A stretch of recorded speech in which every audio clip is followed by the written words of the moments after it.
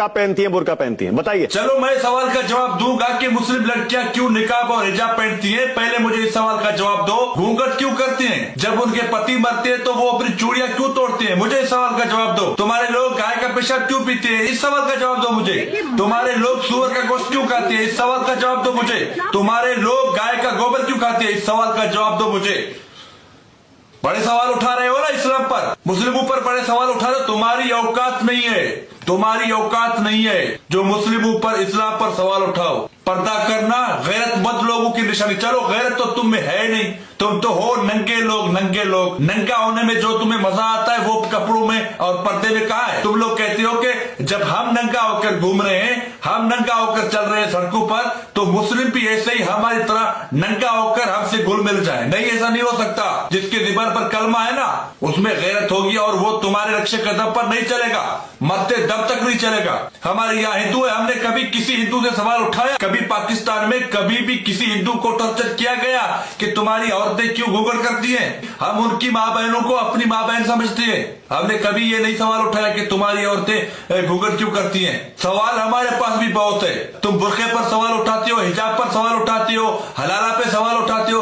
वो हमारा मजहब है, हमें मिला है इस्लाम, हम खुशकिस्मत हैं। तो इस्लाम के असूल है, हम उन असूलों पर चल रहे हैं। तुम्हारी हैसियत तो औकात नहीं है जो इस्लाम के बारे में, पर्दे के बारे में, बुर्के के बारे में, हमारी माँ बहनों के बारे में सवाल करो। हिंदूवादी जज कहकर बात करने, महाभियोग ले आए।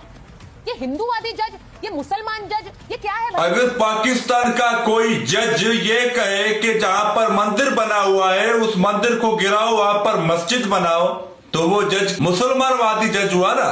तो फिर जहां पर बाबरी मस्जिद बना हुआ है, जहां पर मस्जिद बना हुआ है, इंडिया का कोई जज ये ऑर्डर देता है कि उस मस्जिद को गिराओ, वहां पर मंदिर बनाओ, तो वो जज कौन हो गया? हिंदूवादी जज हो गया। अगर इतनी गैरत है, ताजमहल को गिरा दो ना। ताजमहल भी एक मुस्लिम ने बनाया है ना, शाहजहां ने बनाया है ना। उससे आप साल में पता नहीं कितने अरबों करोड़ों रुपया खाते हो टैक्स में, वहां दिखाई नहीं देता। तुम्हारे बड़ों ने, पुरखों ने खुद गुलामी की, पैसों की खाते गुलामी की।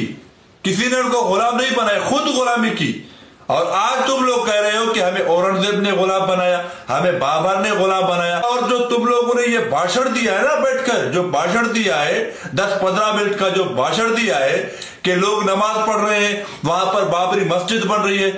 बाबरी लफ्ज से तुम्हें क्यों इतना चिढ़ है, क्यों तकलीफ है तुम्हें बाबरी लफ्ज से? भाई तुम्हें दलील किया बाबर ने, गुलाम बनाया बाबर ने। अब जो मस्जिद बना हुआ है बाबरी नाम पर, तो वो पत्थर, वो ईंटें, वो मस्जिद तुम्हें क्या तकलीफ दे रहे हैं? जो बच्चे कुचे मुस्लिम हैं, जो तुम्हारे रहमो करम पर हैं, जिन्हें तुम हर टाइम ये ताना देते हो कि बाबर ने हमें मारा, औरंगजेब ने हमें मारा, शाहजहां ने हमें मारा।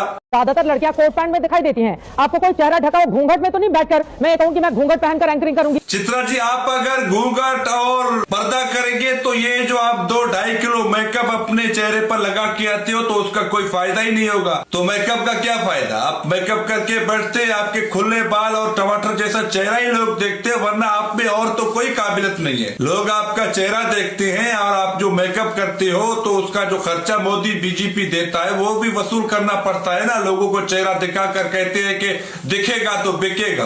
आप अगर घूंघट ओढ़ लेंगे और पर्दा करेंगे तो क्या फायदा? आपको लोग देखना ही छोड़ देंगे, आपके चैनल को लोग देखना ही छोड़ देंगे। हम लोग फील्ड में होते हैं, मेकअप नहीं करते। अब मेकअप की बात आप कहां से कहां लेकर आ गए? गलत बात है। अब मेकअप पर मत जाइए, हम लोग स्टूडियो का नियम फॉलो करते हैं। स्टूडियो की बात नहीं है, बहुत सारे ऐसे गैरतमंद बाप की बेटियां हैं जो स्टूडियो में बैठकर, टीवी चैनल पर बैठकर भी पर्दा और बुर्का करते हैं। बट मेकअप बहुत छोटी बात हो गई और सस्ती बात हो गई। मेकअप आपके लिए तो सस्ता ही होगा ना, क्योंकि सारा खर्चा मोदी का है ना। मैं तो कह रहा हूँ ना कि सारा पैसा मोदी का है, मेकअप का सारा सिस्टम मोदी का है।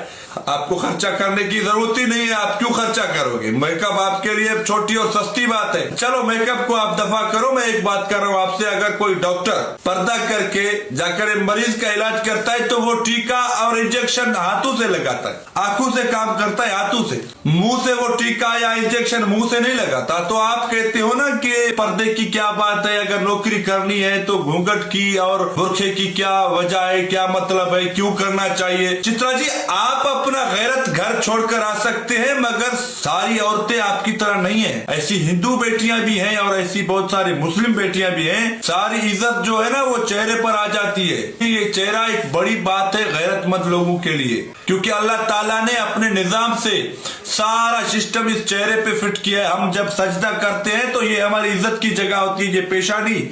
हम जब अपनी इज्जत अल्लाह ताला के कदमों में रखते हैं तो हमें खुशी होती है, ये इज्जत वाली जगह है, ये कोई मामूली चीज नहीं है।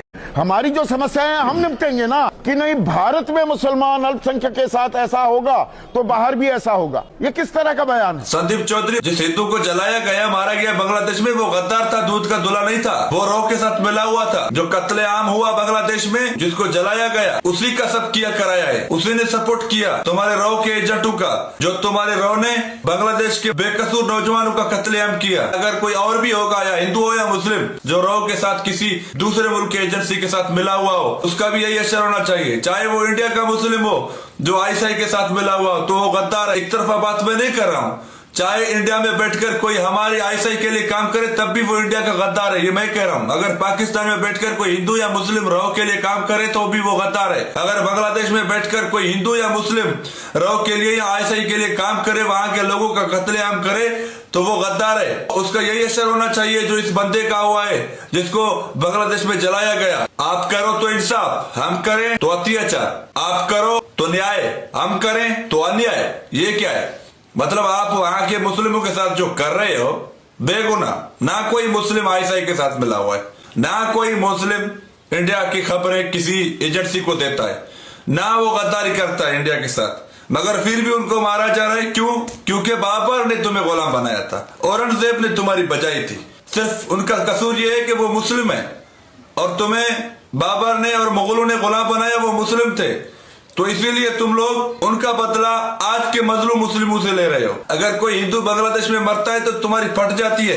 रोजाना लाखों मुस्लिम मरते हैं इंडिया में, उनके साथ अत्याचार होता है, वहां पर तो आपकी बोलती बंद है ना, कुछ नहीं कहते।